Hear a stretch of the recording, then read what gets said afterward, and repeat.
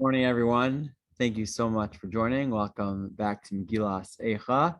Last week, we gave an introduction to the Sefer, and we sort of focused on the backstory behind the Megillah, which may be referenced in Sefer Yirmiyahu, where it seems like what might be Megillat Eicha, Hashem has Yirmiyahu write before the actual destruction of the Beis Hamikdash. Yirmiyahu dictates to Baruch ben Neriah to write this Megillah.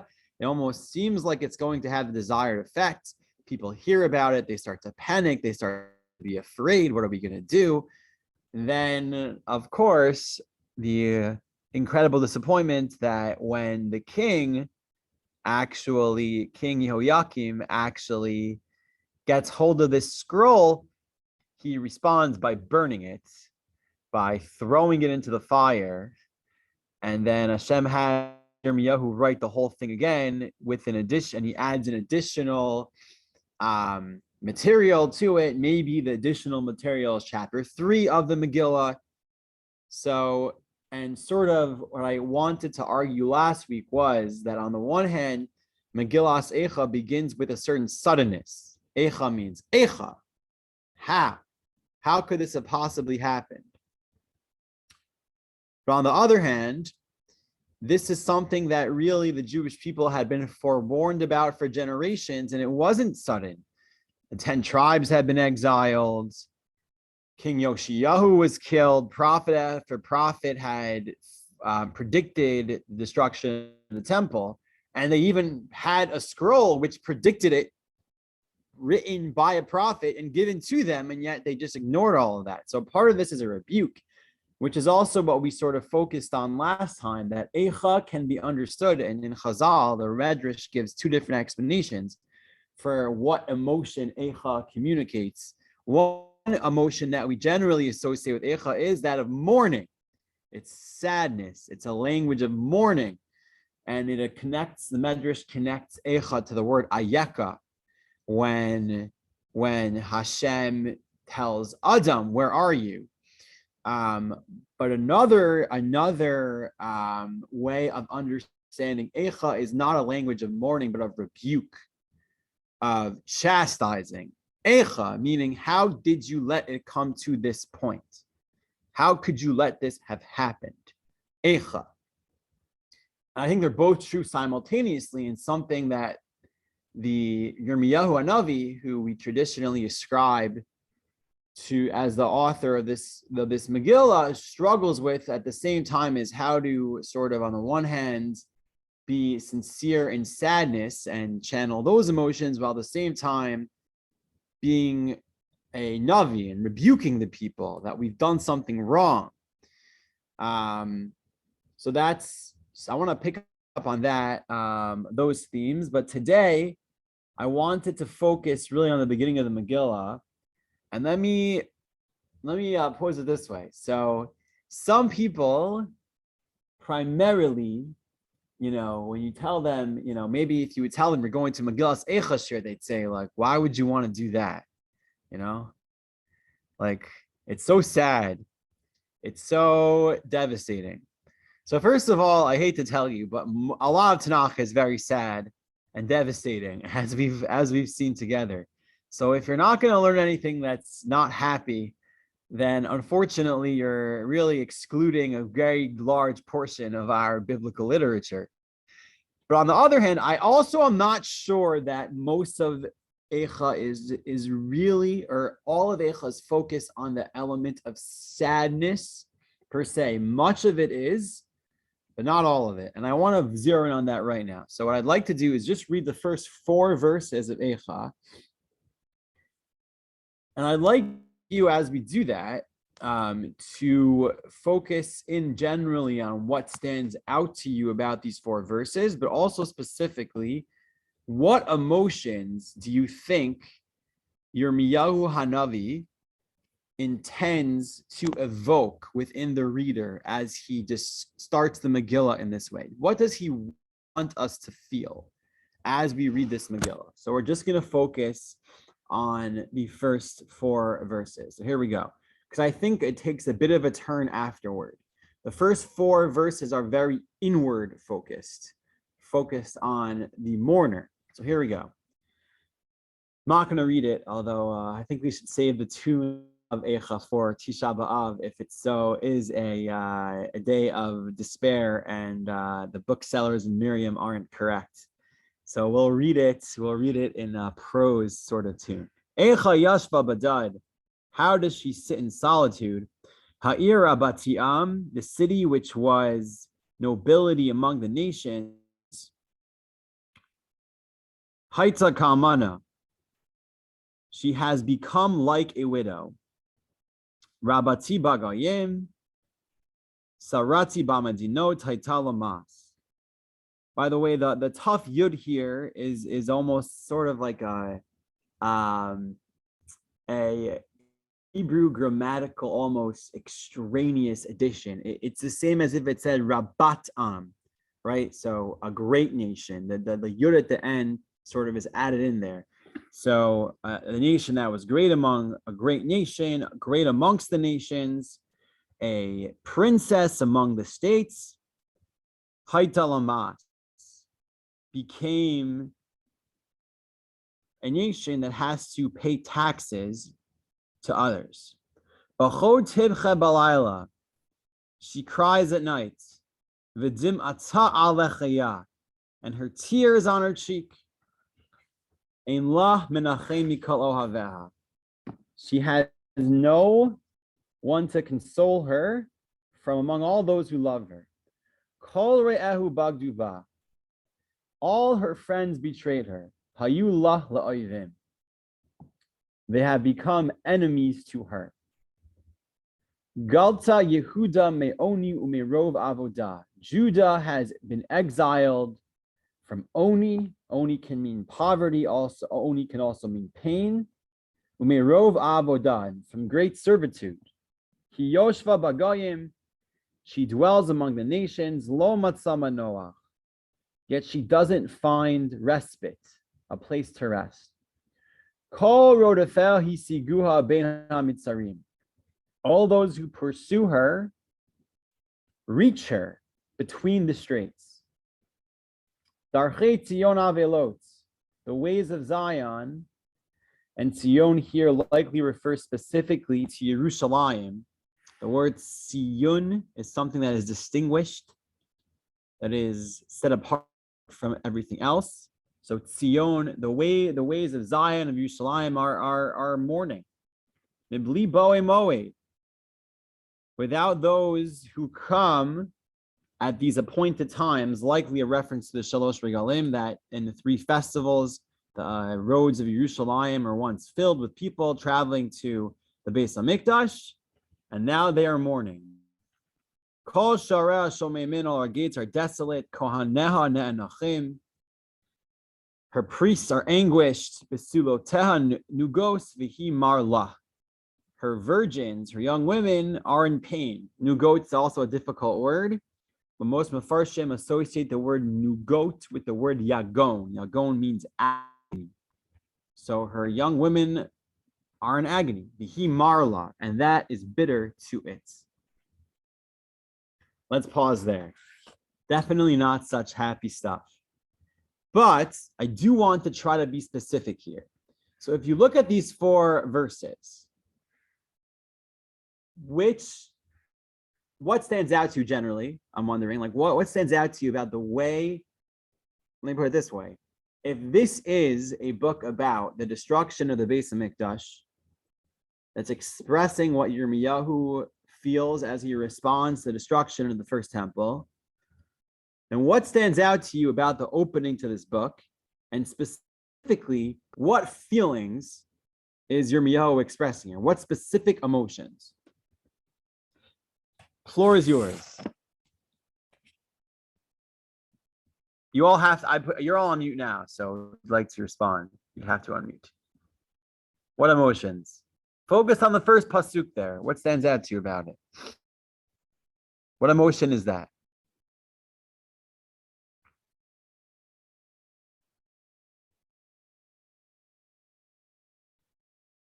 You can't unmute. Let's see if I can help you with that. Oh, let me fix that. Sorry. Oh, okay. Now you should be able to unmute. I apologize. Go for it. Well, there's certainly despair. Despair. Where do you see despair? Give me a verse. Give me a word. Where's despair? Desolate, afflicted, bitter. Okay. Desolate. Badud. Is that what you're referring to when you say desolate? That's later on. Shomim is desolate. So Ralph, you're skipping the first verse. No. It seems No, like I think you're desperate. Badad is the idea, Hayalim Bodadim, they're all on their own. The So if you're on alone. Regret. So that Right? means that if you're alone, you feel you're vulnerable. You feel sad. You feel Okay. So Karen is you can feel sad. So let's just I appreciate. So Karen is now explaining the significance of being alone. And I actually really like these responses, because again, if you ask someone what's Eicha about, what feeling? Sadness, despair, horror. I think the truth is it does not begin with that emotion. It doesn't. We expect that. We associate Megillat Eicha with Tisha B'Av, with mourning. It doesn't actually begin with sadness. Eicha Yashva Badad. She sits alone. That's loneliness. Loneliness. Because it's going on later about how they came, the Shalosh Regalim. So there were lots of people. Now there's no one. Exactly. So in what sense is it? Who is she lonely from? That's open to interpretation. Later on, it says people, her inhabitants, those who belong there, who are not there, right? Now you could say, and the first verse is really very clearly focusing on this. If you look at Pasuk Aleph, verse 1, what words repeat themselves? Rabati. Yeah. Rabati. Rabba means many people. So the focus is on this was a nation which once was, or a city which once was filled with people, and now it's not. The notion of loneliness, right? That's the focus. It doesn't yet get to anyone and destruction per se. It's loneliness, right? So that's one. There's another word that's repeated. The word haita, right? That's the construction. She once was this, and now she is this. Loneliness is often specifically experienced in contrast. It's a contrast, right? In a way, there's astonishment as well. That's the first verse, certainly. What was so full is now so empty. Right. Yeah, Vanessa, go for it. I think that what strikes me is this opens with a lot of female emphasis. Yeah, definitely. Rather than we dive into what's happening to one of our patriarchs, etc. Well, it's definitely very feminine. That's for sure true. I would go a step further, meaning maybe not a step further, but just a step before, actually. It's certainly feminine. Who is it talking about?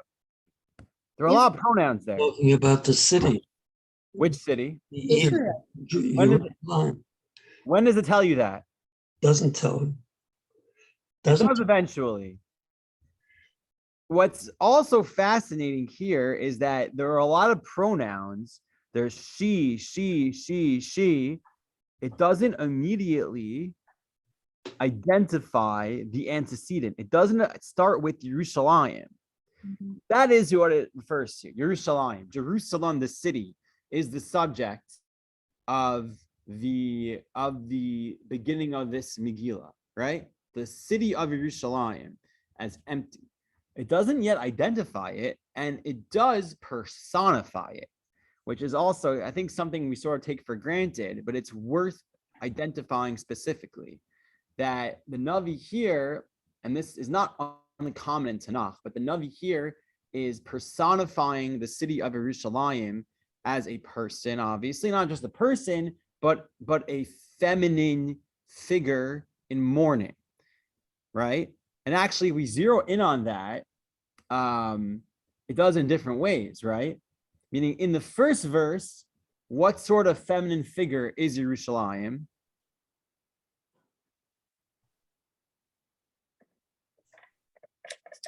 A widow. A widow. Now, by the way, you could have, I was actually anticipating someone would object and say, what do you mean? How can you say it's not focusing on sadness? Widows are very sad. Isn't the comparison of Yerushalayim to a widow meant to evoke sadness? I'm not saying that it's not, but I think there's another way of looking at it. Here is the primary, when you think of a widow, is a widow primarily experiencing sadness or loneliness? Right? And a widow is someone who is without her husband. Right? That's the definition of what a widow is. That's the fundamental expression of being a widow, is that of not being with someone who you had spent your life with, right?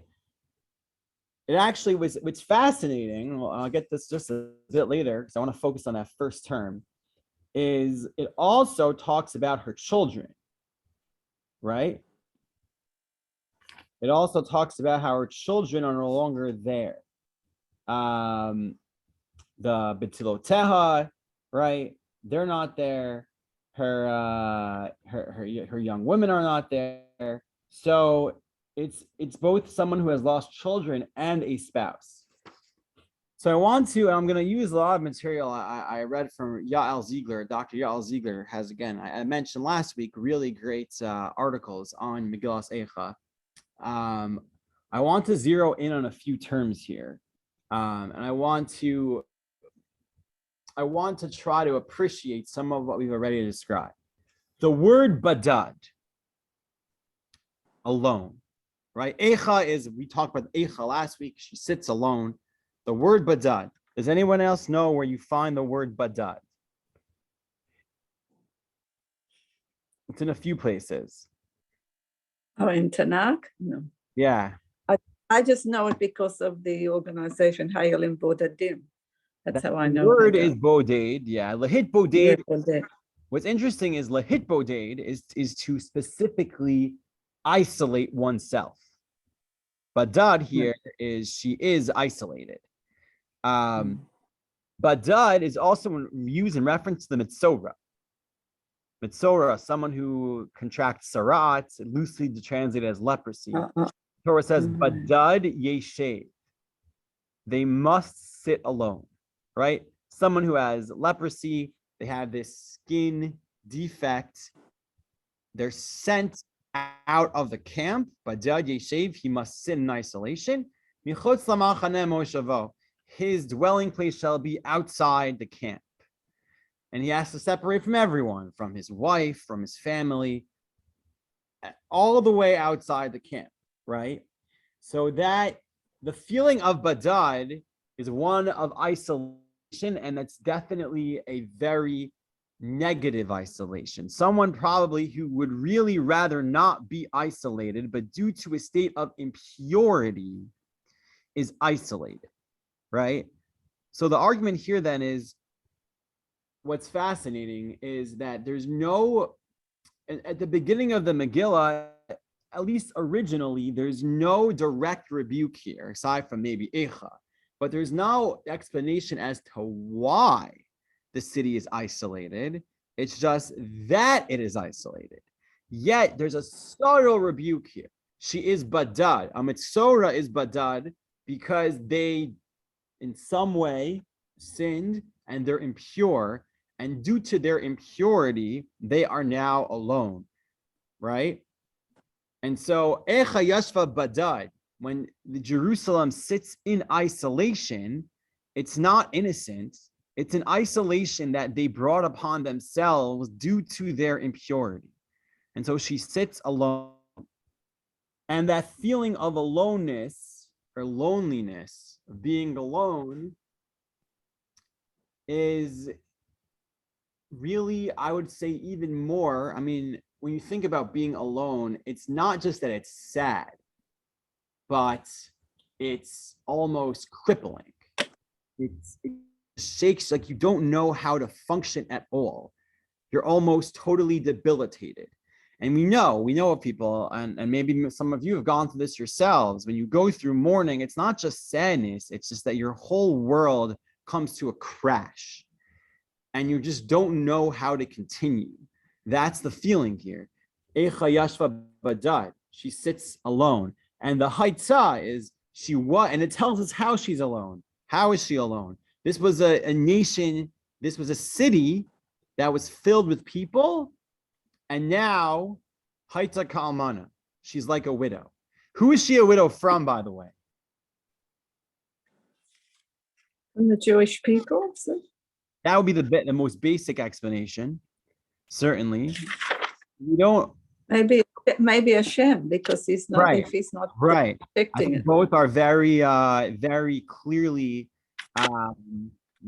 intended for as understandings of the aloneness of being like a widow, a widow from her people. That's the preceding Harabatiyam. She was filled with people. Now she's a widow. So in a sense, then Jerusalem is married to the Jewish people, and now they're gone, and she's like a widow, right? There's no clear reference to God here yet, which is also fascinating. And it's not focusing on cause, sin, punishment. It's just focusing on the emotion of loneliness per se. But there very well may be a reference to God leaving Yerushalayim. There are many times in Tanakh where Hashem is referred to as the husband of the Jewish people, and the Jewish people are referred to as the bride. So this also might be referenced here. Yes, Ralph. Is this the same word that Bilam uses to describe the nation of Israel? Good. Excellent. In which case, this is ordained. So, is it ordained? That's interesting. So, Ralph, I like the first part you said. I want to think about the second part of what you said just now. So, Ralph points out very astutely that in this week's, in Balak, this week we read Chukat Balak, I think, Balak, in Parshas Balak, when Bilam the prophet curses or intends to curse Bnei Israel, and instead he blesses them, he says twice, I think, or at least once, Hein am levadad yishkon, right? This is what God told him to They say. are a nation that dwells in solitude. So it's the same word, badad. Now, let me ask you, Ralph, the second thing you said is that it was ordained. Was it ordained? It's God that actually tells me what to say. Is it the same sort of solitude? No, not at all. Right. This is a unique people with a unique mission, and nobody else is going to rise up to it. Right. So you make a great point there, and I think this is also a very subtle rebuke. And this is from Dr. Ziegler makes this point. I think it's very, very sharp. So, but Badad Yishkon there means we're alone, not in the sense that no one wants to be with us or that we're widows or anything like that, but rather that, like you were saying, Ralph, we're unique, we're special, that we have to be apart from the nations because we have a unique spiritual mission and legacy, and we can't dilute that by mingling too frequently or lowering our spiritual standards and diluting them with the paganism and sort of immorality of nations around us. We're alone in that sense. But it's a rebuke in the following sense, that part of what brought the Jewish people down in the end was also an over-reliance on surrounding nations and the assimilating the ways of surrounding nations.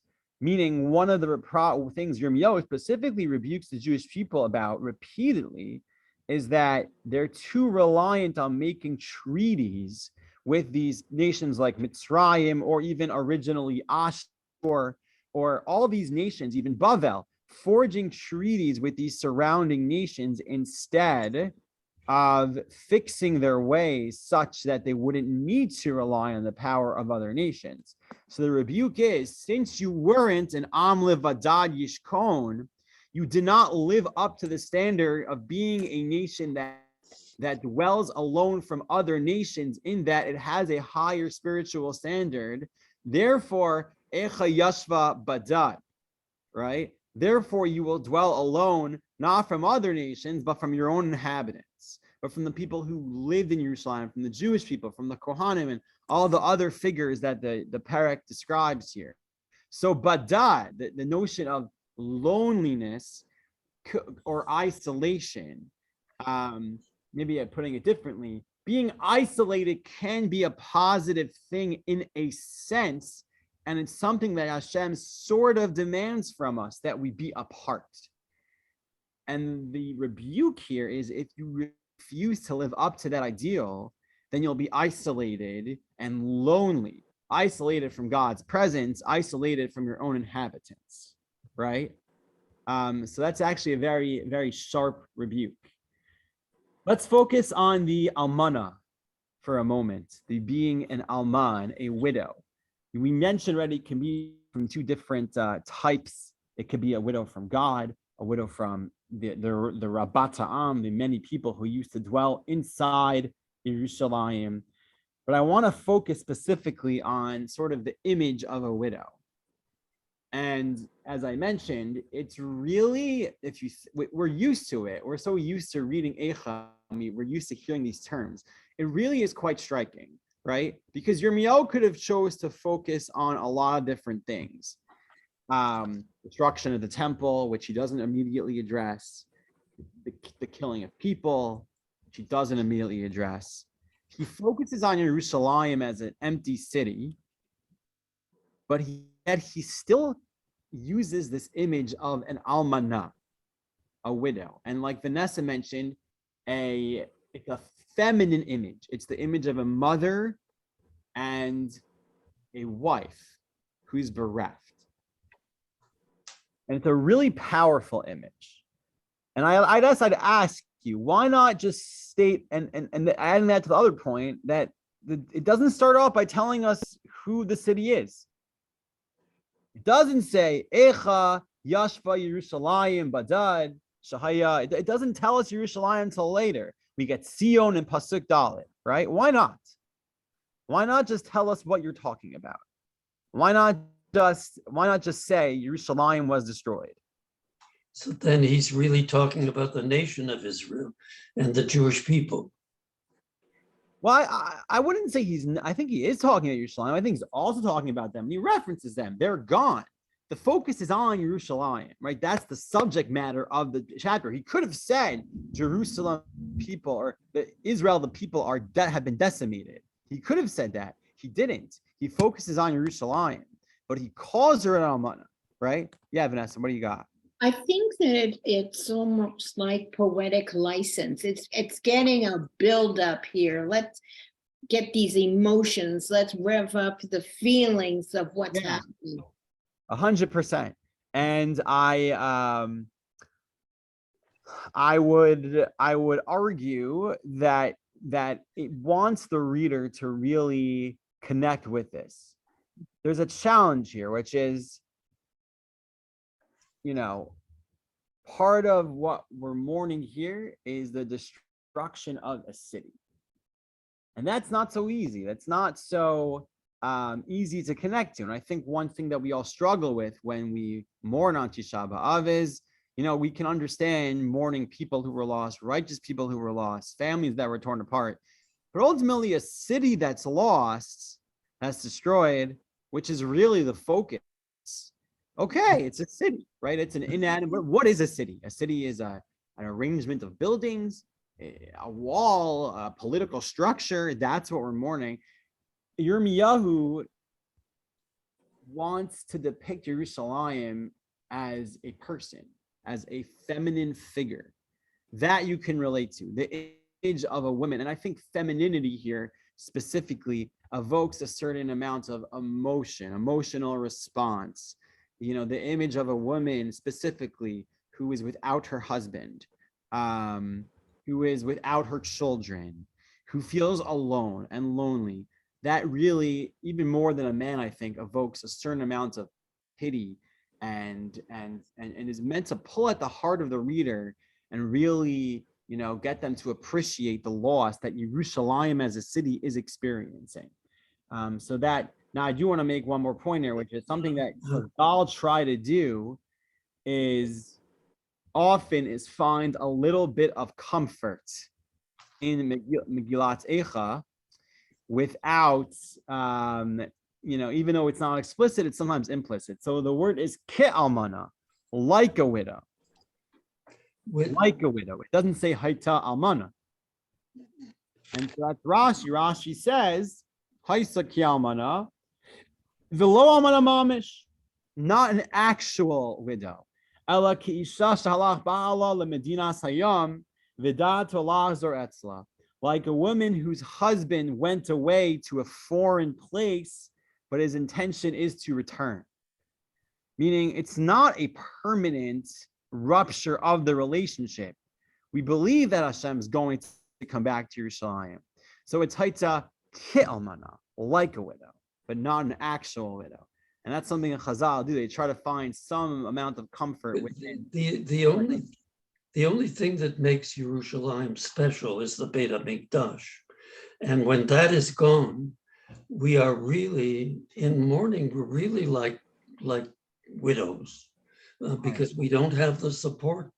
Well, what's interesting, Al, I totally hear what you're saying. And I think that's what we're more interested about. But I think the author of the Megillah disagrees with you, because the author of the Megillah does not only focus on the Mikdash. As you'll see, Yirmiyahu focuses on the people that were there, the priests that were there, the young women, the young men, a lot of different elements that are missing, not just the Beis Mikdash, it's the people, it's the peoplehood of Yerushalayim, of Israel, it's nationhood that also is missing. Yerushalayim is the city which is the greatest expression of the pride of Israel, right? And so it's everything that goes into a city. I'll make a few more points here. I don't want to go too long. I'd like to summarize. I think the Akedah Yitzchak summarizes, Yitzchak Arama, who has a commentary on Megillah, summarizes the first pasuk here very succinctly. He says there's three things being warned here. There is the being in isolation, being like an almana, and having to pay tribute to other nations. So he says these are three separate areas of sort of a loss in terms of a person's, or a drastic change in a person's life or character. So the first is the isolation. There's a certain very strong degree of loneliness when a person who was, imagining a person who was, filled with friends and family and relationships and always with people and always, surrounded by those closest to them, and then all of a sudden something happens to them and they're alone and they're estranged and those relationships are ruined or they're gone or they've been abandoned. And to see, it's not just that they're alone, but they were such a people's person. And we know people like this. Sometimes people unfortunately develop certain conditions where they can no longer be with people, or they get depressed and they're always alone. That's very striking to see someone who was a people's person, a family person, with a community member, that all of a sudden was only in isolation. The second is, a person's stature, a person's accomplishment, someone who, is really at the height of their talents, who is very intellectually accomplished or professionally accomplished, who does so many things, and then all of a sudden something happens and they sort of, are, like what we say in Hebrew, lo yitzlach, You look at them and they're not really doing anything with their time, and they don't really have full control of their faculties, and they're sort of wandering around and squandering their day, right? And they no longer have that command that they used to. So that's another form of isolate of a change, a drastic change that's very heart-wrenching. And a third, Akedas Yitzhak mentions, is someone who was, you could say, at the top of the social stratosphere, say, and then all of a sudden they sink to the bottom rung.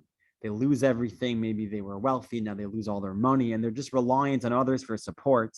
And those are the three things here. There's the isolation per se, being alone. There's being an almana, as opposed to being, maybe like a woman who's the head of a household, who's taking care of all sorts of things, and now she's just alone.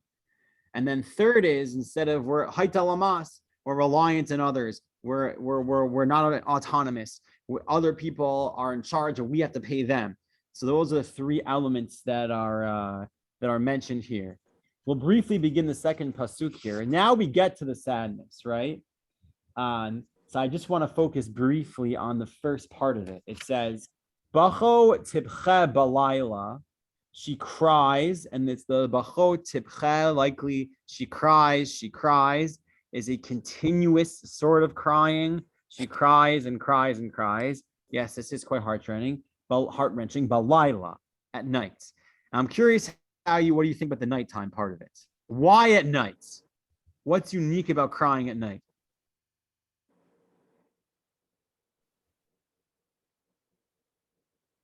What's fascinating that I've seen, and I'll just tell you myself, is that I saw two totally Nobody understands. Nobody understands. And so you're left with tears flowing, knowing that you're completely isolated. Right. So that's sort of the Meshech Chachma's approach, right? Meaning sometimes you cry and people hear you, and you can sense their feelings of empathy, that they're there for you. They want to make you feel better. They want to comfort you. They want to help you. But when you cry at night, says the Meshech Chachma, no one hears. You're all alone. This is actually quite sad. But you're all alone, and you're in your room, and you're crying, and you feel like no one really hears. No one can understand why you're crying. No one can understand what you're going through. They can't understand the source of your sadness, the depth of the despair that you feel. That's Bachot Tibcha Balayla at night. Chazal really understood it totally differently. They say that crying often happens at night, and that we often hear crying in the nighttime. And the truth is, there's something particularly heart-wrenching about hearing crying in the nighttime, because the nighttime, as you were saying also, Ralph, is a time of sort of, sadness, mystery, concealment.